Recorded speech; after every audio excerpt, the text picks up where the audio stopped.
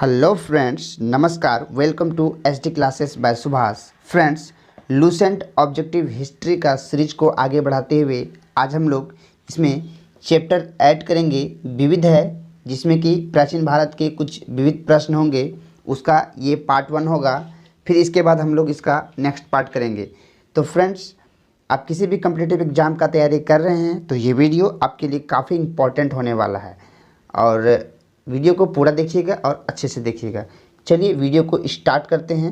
और उससे पहले मैं आपको बता दूं फ्रेंड्स, अगर आपने एसडी क्लासेस बाय सुभाष को सब्सक्राइब नहीं किया है तो चैनल को सब्सक्राइब कर ले और बेल आइकन को प्रेस कर दे, ताकि मेरे द्वारा डाले गए सारे वीडियो आपको तुरंत मिल सके। तो चलिए स्टार्ट करते हैं आज का फर्स्ट क्वेश्चन से। तो विविध में चलते हुए देखेंगे हम लोग फर्स्ट प्रश्न को। किस विदेशी यात्री ने भारत का दौरा सबसे पहले किया था? तो भारत का दौरा सबसे पहले किया गया था मेगास्थनीज के द्वारा। Option B is the right answer. Megasthenes यूनान का राजदूत था और इन चंद्रगुप्त द्वितीय के दरबार में आए थे। ध्यान रखेंगे, मेगास्थनीज कहाँ का राजदूत था? तो यूनान का था। और मेगास्थनीज किसके दरबार में आए थे? तो चंद्रगुप्त द्वितीय के। Next question, question number 2। प्राचीन भारत में निम्न में कौन सा विद्या अध्ययन का केंद्र नहीं था? तो प्राचीन भारत में इसमें से जो विद्या अध्ययन का केंद्र नहीं था वो कौशाम्बी विद्या अध्ययन का केंद्र नहीं था। बाकी तक्षशिला, विक्रमशिला और नालंदा, ये तीनों विद्या अध्ययन का केंद्र था। अगर बात करें तक्षशिला की तो ये गांधार देश की राजधानी थी तक्षशिला में। विक्रमशिला वर्तमान में बिहार के भागलपुर ज़िले में है और नालंदा वर्तमान में जो है ये बिहार शरीफ जिला में है, बिहार के बिहार शरीफ में। नेक्स्ट क्वेश्चन चलेंगे, क्वेश्चन नंबर 3। शून्य की खोज किसने की? तो शून्य की खोज करता है Aryabhata. Option B is the right answer. शून्य की खोज आर्यभट्ट के द्वारा किया गया था। नेक्स्ट क्वेश्चन पे चलेंगे हम लोग। क्वेश्चन नंबर 4 है, महाभाषण संस्कृति 1500 ईसा पूर्व से लेकर 1000 ईसा पूर्व में हमें दक्षिण भारत के उस ऐतिहासिक युग से परिचय कराती है जब महाभाषण काल में उपयोग में लाए जाते थे। तो महाभाषण काल में जो कि 1500 ईस्वी पूर्व से लेकर 1000 ईस्वी पूर्व था, उसमें उपयोग में जो लाए जाते थे वो थे बड़े पत्थरों से घेरी गई समाधियाँ, यानी कि बड़े पत्थरों से घेरी गई कब्रें। ध्यान रखेंगे। नेक्स्ट क्वेश्चन है क्वेश्चन नंबर 5 है, किस पुस्तक का 15 भारतीय और 40 विदेशी भाषाओं में अनुवाद किया गया है? तो वैसा कौन सा पुस्तक है जिसका कि 15 भारतीय भाषा में और 40 विदेशी भाषाओं में अनुवाद किया गया है? वो पुस्तक पंचतंत्र है। Option C is the right answer. Panchatantra, जो कि संस्कृत भाषा का मूल रूप से पुस्तक था और यह नीति कथा का पुस्तक है और इसके रचयिता हैं पंचतंत्र के रचयिता। बहुत प्रश्न पूछा जाता है। पंचतंत्र की रचयिता हैं विष्णु शर्मा। ध्यान रखेंगे। और इसका जो है रचना किया गया था 3री शताब्दी के आसपास। नेक्स्ट क्वेश्चन चलेंगे हम लोग, क्वेश्चन नंबर 6। न्यू मैथमेटिक क्या है? तो न्यू मैथमेटिक सिक्कों व धातुओं का अध्ययन, यानी कि पुराने समय के सिक्के और धातुओं का जो अध्ययन है वह न्यू मैथमेटिक के द्वारा ही किया जाता था। Question number 7। हितोपदेश के लेखक हैं? तो हितोपदेश के जो लेखक हैं वो हैं Narayan Pandit. Option C is the right answer. यह एक उपदेशात्मक कथा है हितोपदेश।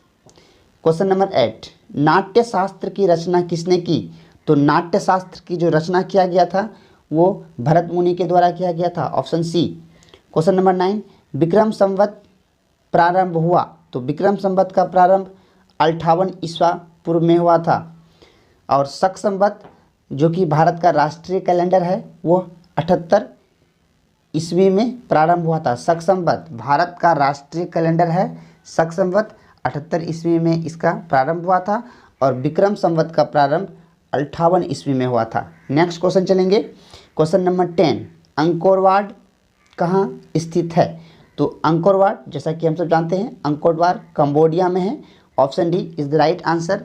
और इसी कंबोडिया में दुनिया का सबसे बड़ा धार्मिक स्मारक है जो कि अंकोर वाट मंदिर है और यह भगवान विष्णु का मंदिर है। नेक्स्ट क्वेश्चन चलेंगे, क्वेश्चन नंबर 11। पुरापाषाण काल में आदि मानव के मनोरंजन के साधन क्या थे? तो पुरापाषाण काल में आदि मानव के मनोरंजन के साधन शिकार थे। Option A is the right answer. और इसी काल में मानव जो है पत्थर और औजार बनाना सीखा था। पुरापाषाण काल में पत्थरों का औजार। क्वेश्चन नंबर 12, निम्नलिखित में से किसको चालकोलिथिक एज कहा जाता है? तो चालकोलिथिक एज किसको कहा जाता है? कौन से युग को? तो ये है हमारा ताम्रपाषाण युग। Option C is the right answer. ताम्रपाषाण युग को चालकोलिथिक एज कहा जाता है। क्वेश्चन नंबर 13, स्वप्नवासवदत्ता के लेखक हैं? तो स्वप्नवासवदत्ता के लेखक भास हैं। Option B is the right answer. Bhasa कवि हैं जो कि महाकवि भास हैं, एक प्रसिद्ध संस्कृत के नाटककार हैं, ध्यान रखेंगे।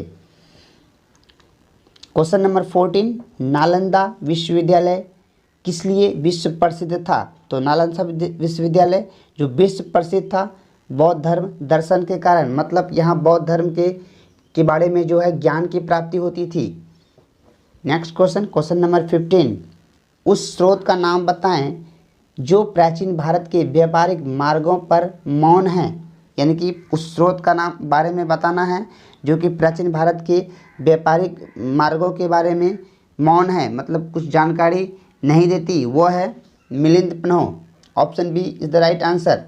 जो कि मिलिंद-पन्ह पाली भाषा में लिखी गई बौद्ध ग्रंथ है और यह जो है बौद्ध भिक्षु नागसेन और यूनानी शासक मिलिंद-पन्ह के बीच जो वार्तालाप हुआ है इसका वर्णन करता है। मिलिंद-पन्ह में बौद्ध भिक्षुक नागसेन और यूनानी शासक मिलिंद के बीच वार्तालाप का वर्णन है, ध्यान रखेंगे। क्वेश्चन नंबर 16, आधुनिक मानव के हाल का पूर्वज, मतलब आधुनिक जो वर्तमान में मानव हैं उसके हाल फिलहाल के जो पूर्वज हैं वो क्या थे? वो क्या हैं? तो वो क्रो मैग्नन मनुष्य हैं। Option B is the right answer. Cro Magnon मनुष्य, इसका जो शरीर है आजकल के मानव से काफ़ी मिलता जुलता था और ये शिकार भी करते थे और मछली पकड़ने में भी निपुण थे, ध्यान रखेंगे। क्रो मैग्नन मनुष्य आधुनिक मानव का हाल का पूर्वज। क्वेश्चन नंबर 17, ईसा की प्रारंभिक सदियों में भारत तथा रोम के बीच घनिष्ठ व्यापारिक संबंध की सूचना किस पुरास्थल की खुदाई से प्राप्त होता है?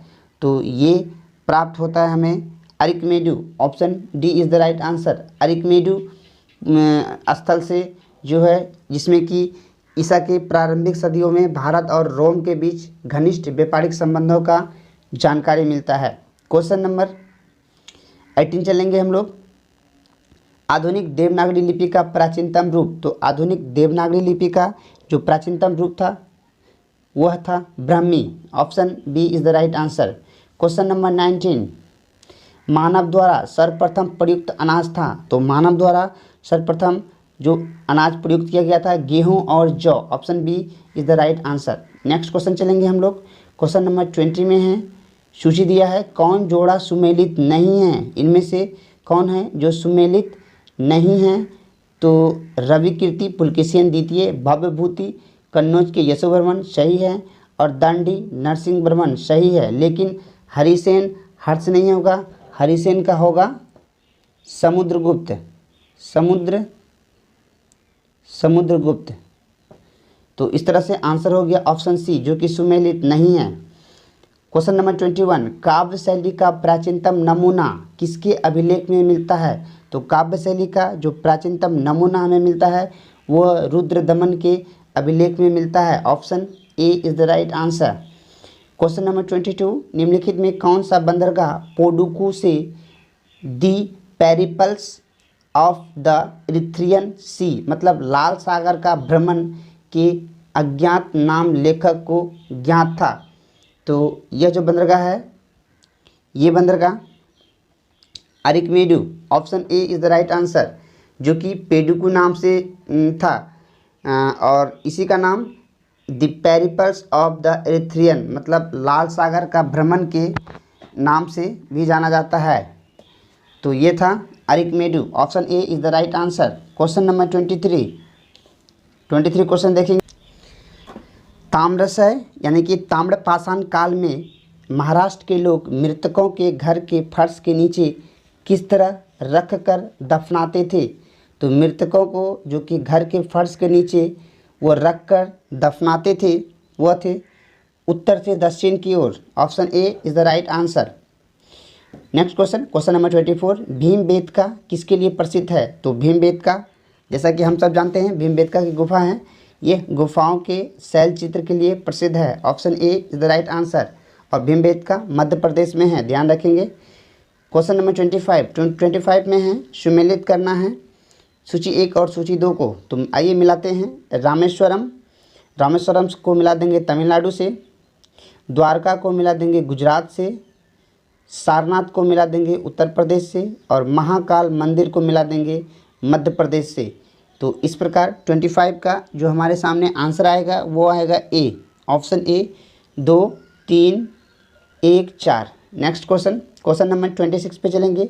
भारतवर्ष के लिए इंडिया शब्द का प्रयोग सर्वप्रथम किसने किया था? तो इंडिया शब्द का प्रयोग भारतवर्ष के लिए सर्वप्रथम हेरोडोटस के द्वारा किया गया था। Option A is the right answer. Herodotus कौन था? तो हेरोडोटस यूनान का प्रथम इतिहासकार था, ध्यान रखेंगे। नेक्स्ट क्वेश्चन चलेंगे हम लोग, क्वेश्चन नंबर 27, निम्न में कौन सा नवीनतम समझा जाता है? इनमें से कौन है जो कि नवीनतम है, जो कि सबसे नया समझा जाता है? तो ये था हिडेलबर्ग मानव। Option A is the right answer. Sorry, Heidelberg नहीं, क्रो-मैग्नन। ये क्वेश्चन तो डिस्कस हो चुका है। क्रो-मैग्नन जो कि नवीनतम माना जाता है। नेक्स्ट क्वेश्चन चलेंगे हम लोग, क्वेश्चन नंबर 28, इतिहास के पिता, फादर ऑफ हिस्ट्री की पदवी सही अर्थों में निम्न में किससे संबंधित है? तो इतिहास के पिता की पदवी वो है हेरोडोटस से। Option A is the right answer, Herodotus. Next question चलेंगे हम लोग, क्वेश्चन नंबर 29, प्राचीन नगर तक्षशिला निम्नलिखित में से किसके बीच स्थित था? तो तक्षशिला स्थित था सिंधु और झेलम के बीच। Option A is the right answer. Taxila प्राचीन भारत के गंधार देश की राजधानी थी। और तक्षशिला विश्वविद्यालय में जो आचार्य थे चाणक्य, जो कि काफ़ी प्रचलित हुए और चंद्रगुप्त मौर्य के गुरु थे। और वर्तमान में तक्षशिला शहर जो कि पाकिस्तान में पड़ता है, ये भी ध्यान रखेंगे। क्वेश्चन नंबर 30 चलेंगे हम लोग, निम्नलिखित अंग्रेजों में कौन था जिसने सर्वप्रथम भागवत गीता का अंग्रेजी में अनुवाद किया? तो भागवत गीता का सर्वप्रथम जो अंग्रेजी में अनुवाद किया गया था वो था Charles Wilkinson. Option B is the right answer. तो फ्रेंड्स, हम लोगों ने 30 क्वेश्चन कंप्लीट कर लिया है। इससे आगे के क्वेश्चंस नेक्स्ट पार्ट में करेंगे। वीडियो कैसा लगा आप हमें ज़रूर बताएंगे एंड वीडियो को पूरा देखिएगा। Thanks for watching the videos.